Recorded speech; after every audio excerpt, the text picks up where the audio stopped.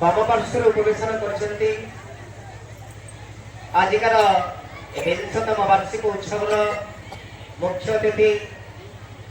सम्मान्य बालिकोट निर्वाचन मंडली विधायक महोदय मान्य श्रीयुत पूर्णचंद्र सेठी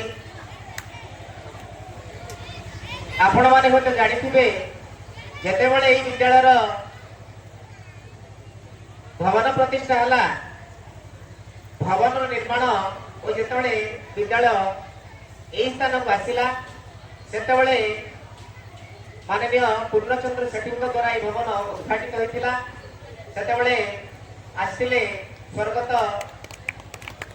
सांसद महोदय लड़ुकिशोर स्वाई से समय आज्ञा करकमल यह विद्यालय भवन उद्घाटित हो आज्ञा शुभ हस्त यही विद्यालय सदाबले शुभ होती।